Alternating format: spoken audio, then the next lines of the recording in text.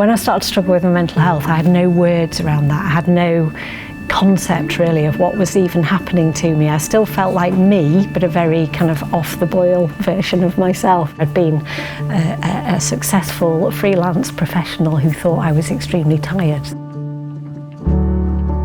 They said if I kept working, I'd end up in a wheelchair. So when you lose that status, you lose your self-esteem and you go from being the top of the pile to the bottom of the pile, and it's hard to stomach. I was attending the pain clinic at Gloucester Royal. I think they picked up on what my life was like. I was socially isolated. I couldn't even get myself up out of a chair. I had a brainstem stroke when I was 44 that was very serious and put me in bed for a few years. And the doctor at the time prescribed Artlift.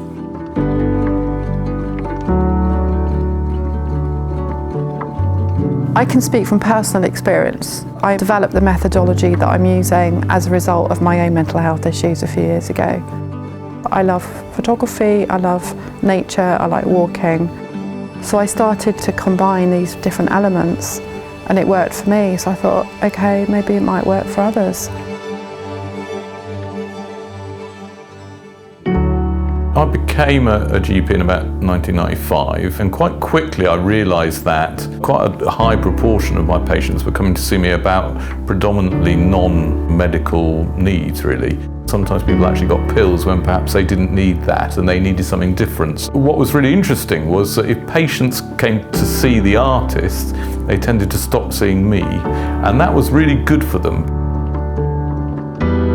I think one of the things that really interests me is the impact creativity has on people's ways of thinking.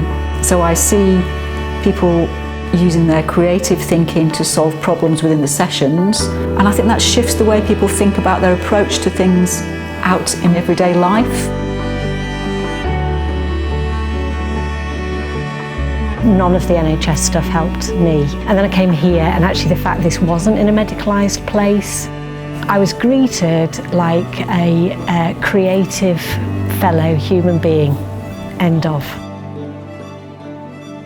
I was asked whether I'd like to come along to this group. And I thought, yeah, this could help. It'd help take me out of my depression, give me back a bit of self-worth, because I could start using my hands again. I don't know whether it's a type of mindfulness or whatever it might be. When I drew, and then subsequently when I started painting, I just felt better. I'm walking so much better. My life, physically as well as mentally, is just amazing. I think the primary reason why we need to invest in arts in prescription services is that it's quite simple, it makes people better. The second thing is it saves money in other areas. If you've got a mild depressive, anxiety-related illness and a long-term condition, your outcomes are much worse than if you've just got that long-term condition. So we can improve their outcomes and therefore reduce their costs, the NHS, by investing in arts on prescription.